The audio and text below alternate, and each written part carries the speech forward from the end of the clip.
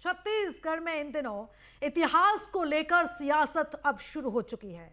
पहले पूर्व सीएम भूपेश बघेल ने एक कार्यक्रम में मुगल काल को धर्मनिरपेक्ष काल बता दिया। उनके बयान का कांग्रेस नेता और पूर्व डिप्टी सीएम टीएस सिंहदेव ने भी समर्थन किया। तर्क ये दिया कि मैंने एमए किया है और कहीं भी इतिहास में ये जिक्र ही नहीं है कि मुगल काल में हिंदुओं को परेशान किया गया था। और अब कांग्रेस नेता राशिद अल्वी ने भी इस बयान का समर्थन कर दिया। कांग्रेस नेताओं के अब बयान पर बीजेपी हमलावर हो गई है और इसे कांग्रेस के तुष्टीकरण नीति का हिस्सा करार दिया है। और अब सवाल यह है कि कौन कर रहा है इतिहास की गलत व्याख्या। क्या मुगल काल में हिंदुओं का दमन नहीं हुआ? क्या कांग्रेस नेताओं के बयान तुष्टीकरण नीति का हिस्सा हैं या फिर बीजेपी वोट के लिए इतिहास के साथ छेड़छाड़ कर रही है? इन सभी सवालों पर हम विस्तार से चर्चा करेंगे, लेकिन इससे पहले हम देखते हैं ये रिपोर्ट और साथ ही इसके बाद खास मेहमानों से चर्चा करेंगे। छत्तीसगढ़ की सियासत में नया राग, मुगल काल दमनकारी या धर्मनिरपेक्ष? कांग्रेस नेताओं ने छेड़ी नई बहस। छत्तीसगढ़ की सियासत में इतिहास को लेकर कांग्रेस नेताओं के छेड़े नए राग ने गर्मी पैदा कर दी है। पहले पूर्व सीएम भूपेश बघेल ने विरोधियों पर निशाना साधते हुए कहा कि देश में कभी हिंदू खतरे में नहीं था, यहाँ तक कि मुगल काल में भी हिंदू सुरक्षित थे। हिंदुओं में असुरक्षा की भावना आरएसएस और बीजेपी की देन है। देश की आजादी की लड़ाई में तब हिंदू कदर नहीं, देश आजाद हो तब कदर नहीं, मुगल मन शासन करे तब कदर नहीं, सुल्तान मन मुसलमान मन भी सत्ता में तब कदर नहीं। लेकिन जब से ये आरएसएस और बीजेपी और भारतीय जनता पार्टी सरकार में आए तब से हिंदू खतरा। भूपेश बघेल के इस बयान ने छत्तीसगढ़ की सियासत में इतिहास को लेकर नया राग छेड़ा तो समर्थन और विरोध में बयानबाजी का दौर शुरू हो गया। बघेल के बयान पर पूर्व डिप्टी सीएम टीएस सिंहदेव ने भी समर्थन किया। उन्होंने कहा कि वो इतिहास में एमए कर चुके हैं, इतिहास को गंभीरता से अध्ययन करते हैं। इतिहास में ऐसे कोई ठोस साक्ष्य नहीं मिलते जो ये दर्शाते हों कि मुगल शासकों ने हिंदुओं पर व्यापक अत्याचार किए हों। मुगल काल के समय में कितने मुसलमान थे, फिर भी हिंदू सुरक्षित थे। हम खुद एक राज परिवार से आते हैं। इतिहास में कहीं नहीं मिलता कि उस दौर में धर्म के आधार पर दमन किया गया हो। शासक संख्या में सीमित होते थे, शासक के लिए आपसी संबंध बनाते थे। बौद्ध धर्म के प्रसार में भी कहीं जबरन धर्मांतरण की बात नहीं मिलती। जो लोग बौद्ध बने वे स्वेच्छा से बने और यही परंपरा मुगल काल में भी दिखाई देती है। मुगल काल को लेकर पूर्व सीएम भूपेश बघेल के बयान का सिंहदेव ने समर्थन ही नहीं किया, बल्कि कहा कि ये सभी बीजेपी की फैलाई बातें हैं। इसी की बदौलत 3 बार सत्ता हासिल कर रही है। यही नहीं, कांग्रेस नेता राशिद अल्वी ने भी समर्थन किया और उन्होंने इसे लेकर अजीब व गरीब तर्क दिया। राशिद अल्वी ने कहा कि ज्यादातर मुगल बादशाह धर्मनिरपेक्ष थे। अकबर की बेगम हिंदू थी, जहांगीर की शादी भी ठाकुर समुदाय में हुई थी, उनकी पत्नी भी हिंदू थी, शाहजहां की पत्नी भी हिंदू थी। जिन लोगों की बीवियां हिंदू हुई वे कैसे हिंदू समाज के लोगों पर अत्याचार कर सकते हैं? कांग्रेस नेताओं के मुगल काल पर दिए बयान पर प्रदेश की सियासत गर्म हो गई है। बीजेपी सांसद संतोष पांडे ने कांग्रेस और सिंहदेव पर निशाना साधा। उन्होंने भूपेश बघेल टीएस सिंहदेव को सनातन विरोधी करार दिया। कहा कि भूपेश बघेल टीएस सिंहदेव सनातन विरोधी हैं। कांग्रेस हमेशा सनातन की विरोधी रही है। सिंहदेव के बारे में छत्तीसगढ़ की जनता तो जानती ही है। टीएस सिंहदेव भ्रम फैलाने वाले व्यक्ति हैं।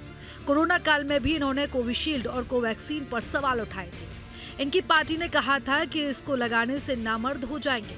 तुष्टीकरण अपनाने वाले ये फालतू बातें बंद करें।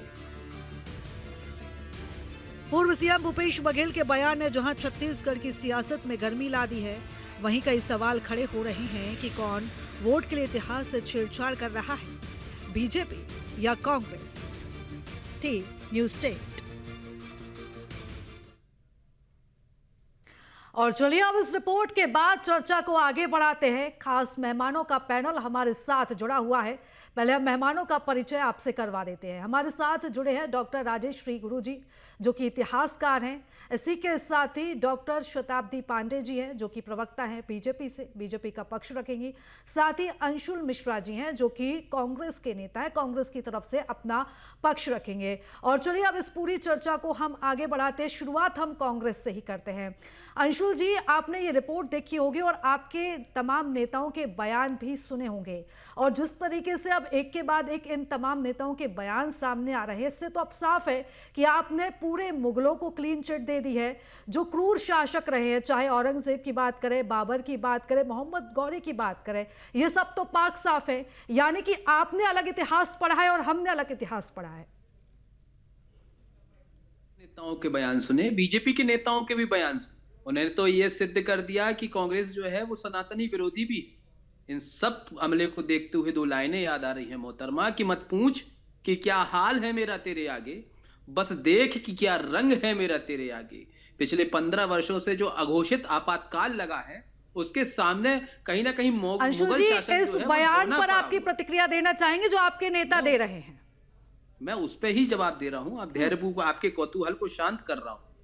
मुगल शासन काल में आपने 4 क्रूर नेताओं के नाम तो बता दिए, लेकिन 4 उन नेताओं के नाम नहीं बता पाए, उन शासकों के नाम नहीं बता पाए जिन्होंने शुद्ध सनातन धर्म को आगे एक रास्ता दिखाने का काम किया।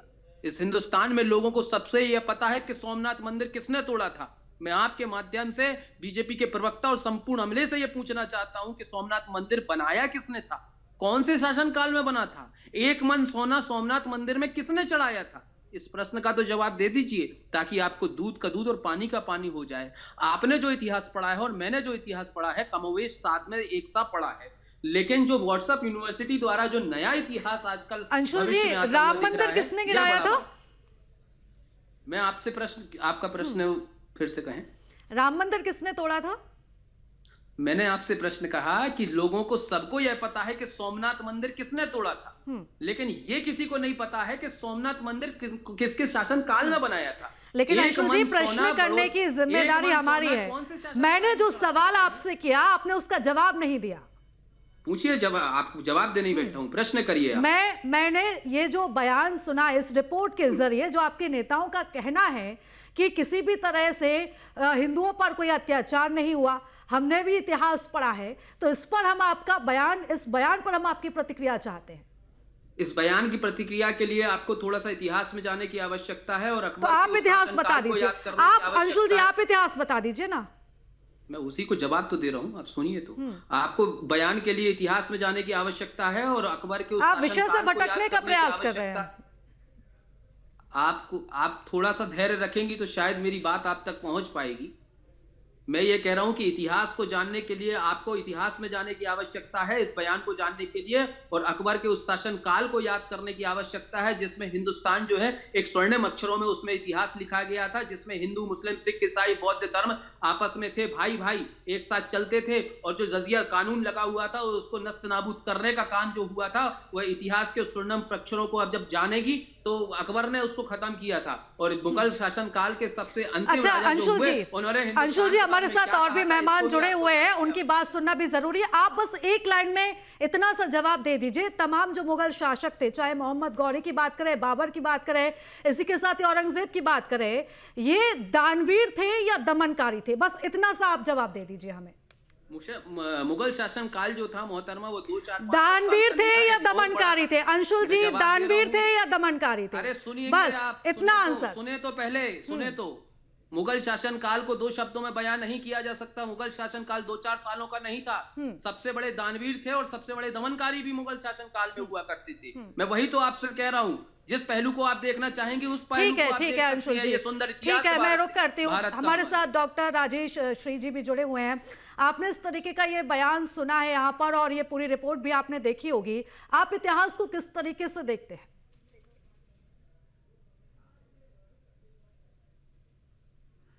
कर रहे हैं, मुगल शासक बाहर से आए हुए थे, आक्रमणकारी थे, और उनका काम ही दमन करना था, क्योंकि अगर वो दमन नहीं करते तो इस्लाम का झंडा बुलंद कैसे होता।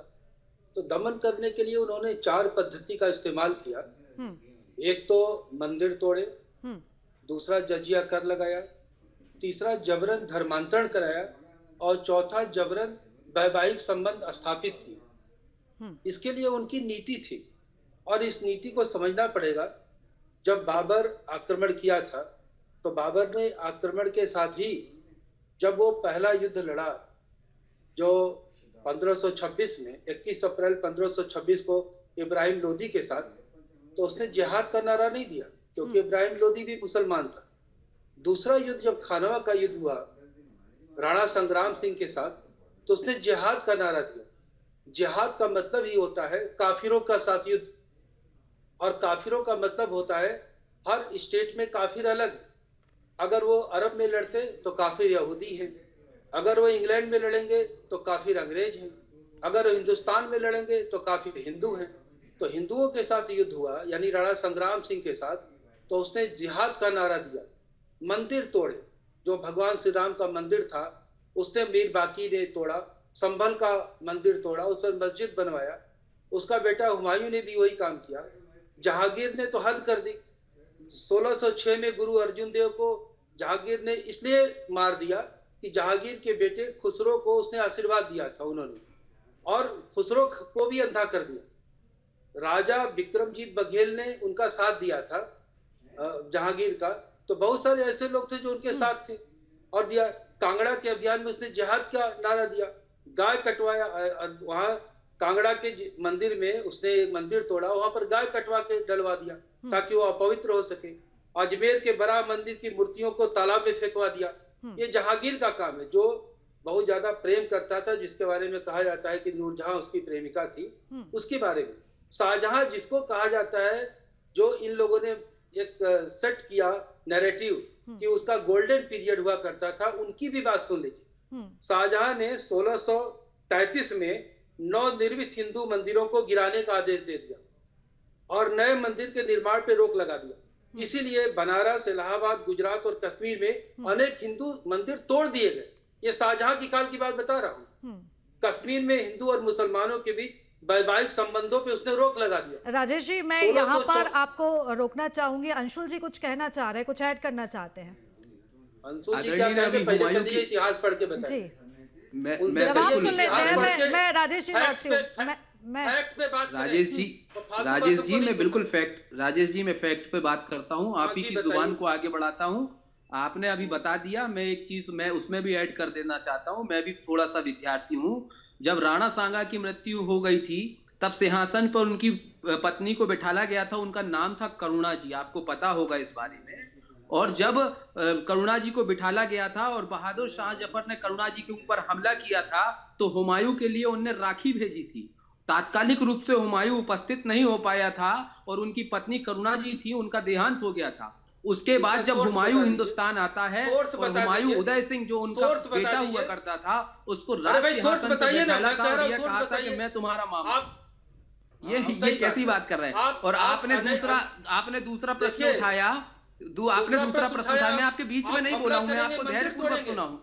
धैर्य तो सुन लीजिए, धैर्यपूर्वक आप अपने टर्म में बोलिए ना। मंदिरों को तोड़ करके मैं आपको जवाब दे रहा हूँ ना सरकार। अरे मैं बोलता हूँ आपको क्या दर। अरे पांडे जी धैर्यपूर्वक तो सुन लीजिए। पांडे सुन तो लीजिए, मेरा नाम समझिए। जजिया कर का आपने प्रश्न उठाया।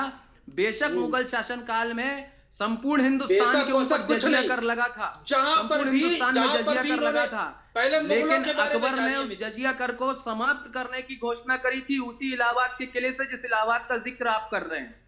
और आपने काफिर की परिभाषा यह बताई कि हिंदुस्तान में काफिर जो है वो हिंदू होते थे और अरब में काफिर जो है वो यहूदी होते थे। लेकिन मुगल शासन काल के सबसे बड़े लेखक ने काफिर को परिभाषित करते हुए यह कहा है कि जो समाज में सही रास्ता दिखाने का काम ना करे, जो अपने ईश्वर अल्लाह एवं भगवान पर विश्वास ना कहे, जो बुद्ध के अनुयायी ना हो, जो निश्चल व्यक्ति ना हो, जो जिसके अंदर वैमनस्यता स्थापित हो, उसे काफिर कहा जाता है। आप जैसे जिम्मेदार इतिहासकार अगर इस प्रकार की बातें करेंगे तो मैं समझता हूं कि समाज को सही दिशा नहीं मिल पाएगी। तो मैंने आपकी यहाँ पर बात आपने सुनी है और हुमायूं का भी अर्थात बता दिया। एक मिनट सुन लीजिए। इन्होंने जो कहा ना कि समाज को सही दिशा, समाज को तो एक गलत दिशा दे रहे हैं। समाज को इन्होंने उल्टा ही बता दिया। अब आप समझिए कि इतिहास की किताब में ठीक है राजेश जी, मैं लौटती हूँ, कब बनाया गया? मैं लौटती हूँ, अंशुल जी लौटती हूँ, हमारे साथ बाकी मेहमान भी जुड़े हुए हैं। बाबूलाल शर्मा जी जो है वो वरिष्ठ पत्रकार, इसी के साथ ही शताब्दी पांडे जी भी हमारे साथ जुड़ी हुई है।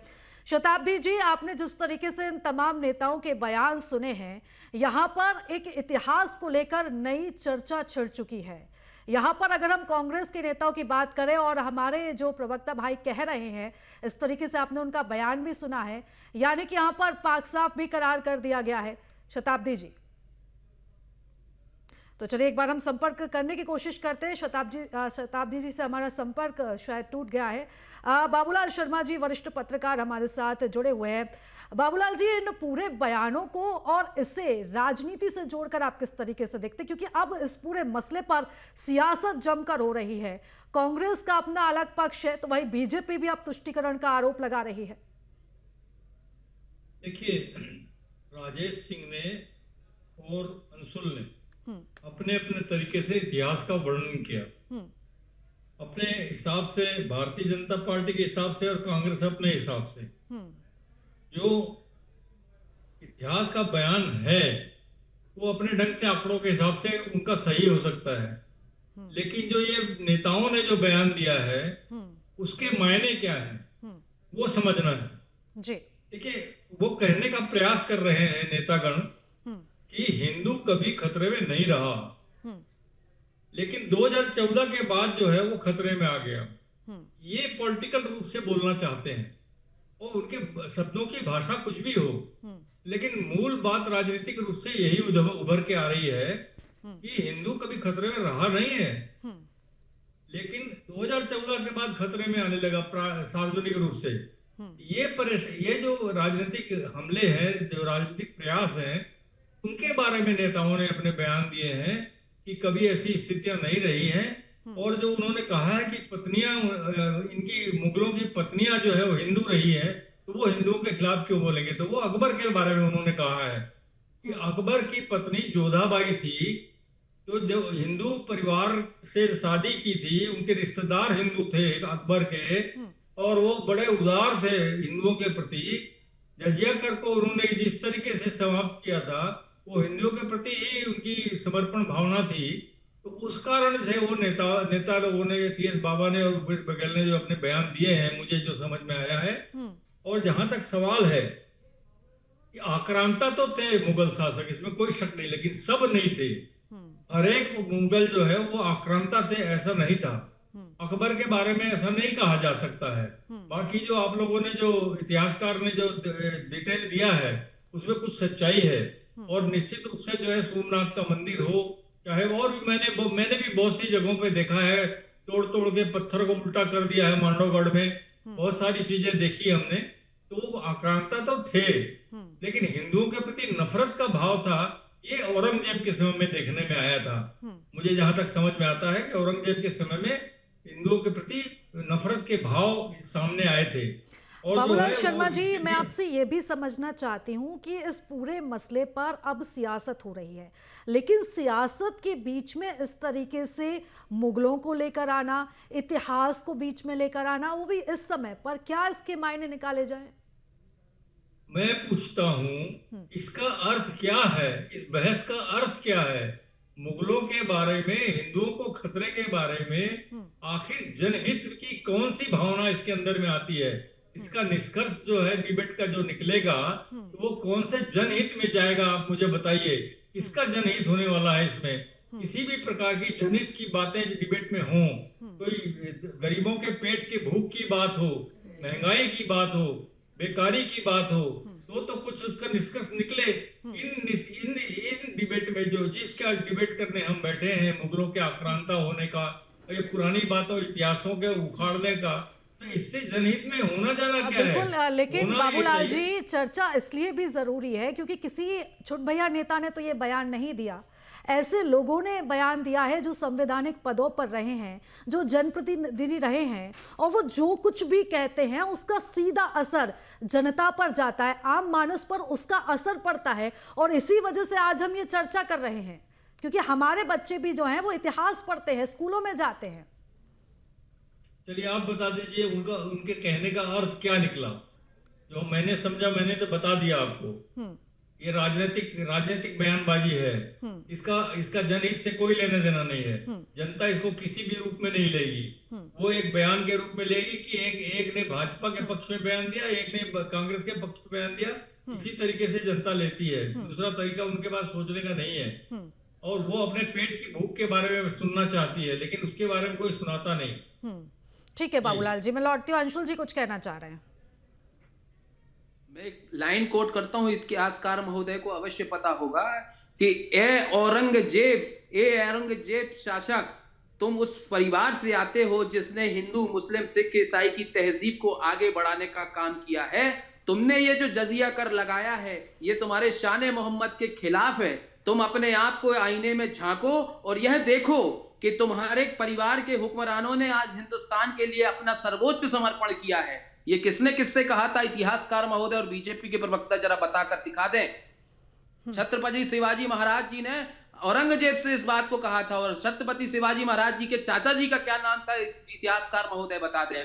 छत्रपति शिवाजी महाराज जो है वो किसकी मजार पर चादर चढ़ाने जाते थे? इतिहासकार महोदय बता दें। इसका मूल बिंदु अर्थात राजनीतिक बिंदु इस बात पर है कि आज हम पिछले 15 वर्षों में जो हिंदू खतरे में हम ये कहते हैं, हिंदू खतरे में आज सब बिल्कुल नहीं है, वरन इसके पहले भी हिंदू कभी खतरे में ना था। क्योंकि हिंदू खतरे में कभी ना था, ना कभी है, ना कभी रहेगा। क्योंकि हिंदू के ऊपर स्वयं से शंभु भोलेनाथ का आशीर्वाद प्राप्त है, उनका संरक्षण एवं आरक्षण प्राप्त है कि कोई ऐसी आक्रांता, कोई ऐसी हिमाकत, कोई ऐसा व्यक्ति विशेष या कोई ऐसी राजेश जी कितना इत्तेफाक रखते हैं इस बात से? जो हिंदुओं को खतरे में ला सकती है। राजेश जी कितना इत्तेफाक रखते हैं? राजनीतिक बयानबाजियों को सेकने के लिए हिंदू खतरे में है, हिंदू खतरे में है, हिंदू खतरे में है का आलाप लगाते रहती है। हिंदू खतरे में जब होगा जब उसे रोजगार। ठीक है अंशुल जी, आपकी बात सुन ली, आपकी बात सुन ली। राजेश जी, किसी दूसरे इतिहासकार को अलीगढ़ से या जामिया से बुला लेती ना, शायद मुझे बोलने में आसानी होती जी। इन्होंने जो परीक्षा लेने का प्रयास किया है,